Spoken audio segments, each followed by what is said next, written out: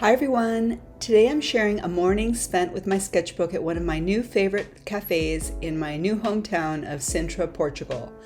Besides the art that you'll see develop, I'm sharing my musings on art and soul. Thanks for taking the time out of your day to hang out. As always, I'm happy to help you on your creative journey, and if you have any questions, just leave them in the comments. I'm paraphrasing here, but theologian Frederick Buechner talked about how to find your vocation in life, your purpose, if you will, by finding where your heart's gladness and the world's greatest need meet. So at the intersection of those two things. My heart's deep gladness is my soul, and feeding it with the things that she loves and thrives on, that is what I've figured out that brings me joy and fulfillment. If the word soul doesn't connect with you, perhaps heart does. So I'm going to make the case for how following one's heart automatically fills the world's greatest need, in my view. So bear with me. I kind of have a roundabout way here.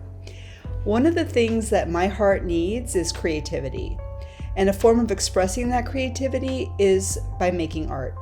I don't think art will fulfill the world's greatest need across the board, but I do believe that connection with our soul will.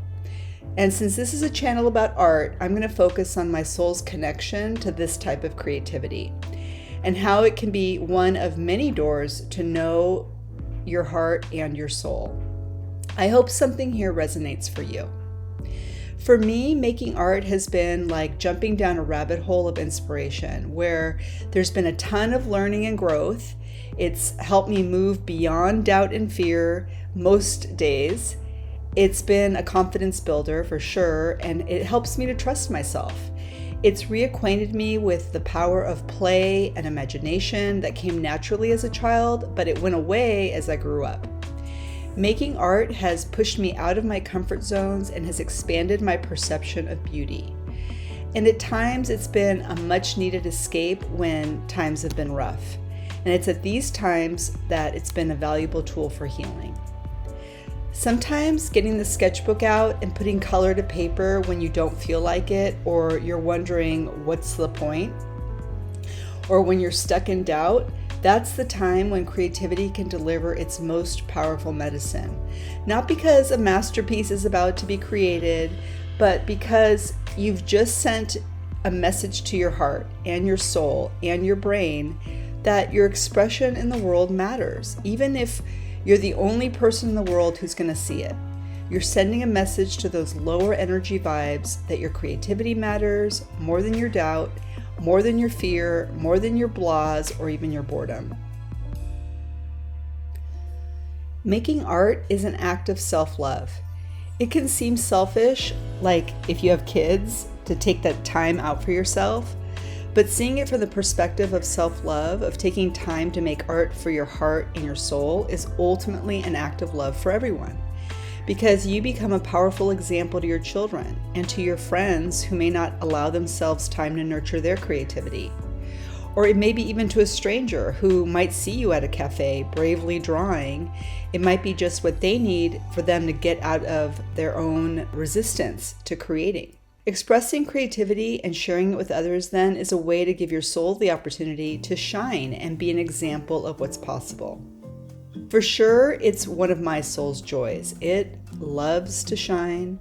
It's like feeling like a kid again, excited about what I've made and telling everyone, look what I made. And this is an act of self-love, to be proud and be your own cheerleader, to be happy and excited to share your creations. Many of us are programmed to not want to show off, and for whatever reason, sometimes I have felt like I don't want to take away from somebody else. And I don't think that's possible. I think that when we, shine from that heartfelt place and we're excited about what we're doing, we're only adding to the benefit of the world. I mean, ask yourself, are beautiful flowers showing off when they are just being themselves? We all have beauty inside that wants to be shared, and that goes for our creations too. It also helps to share the stuff that we're not thrilled about. It's a way to make it okay for yourself and for others, just to put it out there. Not everything is going to be awesome in your view, although you really never know when it will be awesome to someone else. Also, making art, whether it's at your kitchen table or at a cafe, is taking in the moment, and expressing art while being present is a way for our hearts to feel full and grateful for life's abundance. I mean, I'm not only thankful for yummy cake and café con leche, but also appreciative of the good and simple things in life that come from putting pencil to paper. I mean, there are a lot of pretty things in the cafe where I was sitting that, I would love to bring home, but it's much more satisfying for me to draw them and just interpret them in my way and bringing my own color selection and my own preferences to the art. And honestly, right deep in my heart, what I really want to say is that it just feels reverent to take time to draw what I love about my world. Art has changed my life for the better in profound ways. I believe in it as a tool for healing. On this channel and on other platforms, you're going to see a wide variety of art that I make, and it's never really felt right to me to create in one particular style, although it does totally work for other artists. And for a long time, I thought it was a reason that I wasn't experiencing success. I thought my art should be consistent. But as my connection to my heart and my soul deepen, I can see from my soul perspective that there are oceans of possibilities within me. There's so many ideas, so many ways to make art, and I want to try as many as I can while I'm here. Now, while a limited color palette may help a particular artwork's harmony, in my opinion, and I do believe in limited color palettes for creating stronger compositions, trying different color palettes and different types of art also feeds my soul's desire for discovery. So this is just what works for me. And I've gotten to this place because of that ongoing conversation I'm having with my soul through every single artwork I've made. If it works for you to make a lot of different types of art like it does for me, please embrace that about yourself. Figuring that out has brought enormous freedom and much more self-validation. I also create art because I love to be surprised and delighted by all my soul's ideas and inspirations. Sometimes not having a plan is the most fulfilling way to create. Sometimes feeling stuck and asking my soul, okay, what now? And waiting for and expecting the answer to come as another hit of inspiration just elevates the whole process. It can be awe-inspiring. Like, wow, soul, that was out of left field, and it totally works. That was an awesome idea, and thank you.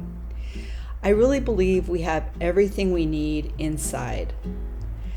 I like having these kinds of affirming and positive conversations with myself. It feels like I'm listening to my heart, I'm following my soul's lead, and I'm happy and I'm fulfilled doing so. I think what I'm getting at now in my roundabout way is that there seems to be a great need in the world for happiness and fulfillment. And I think listening and connecting to our soul is the key. I think we have a sense of what our soul wants, but we don't always say yes. I'm here to encourage you to say yes to whatever whispers you hear in your heart. Many of you I don't know personally, but I'm so glad you're here. I picture you making art, and that makes me happy. And if you're not making art, I hope you will. And if you're here for another reason, I hope that something today spoke to you. So I've shared why I make art. It's for my joy, my soul's joy. I'd like to know why you make art. Let me know in the comments. Sit back, relax, and enjoy the rest of the video. I'm just going to let the music play. Have a great week, everyone, and happy creating.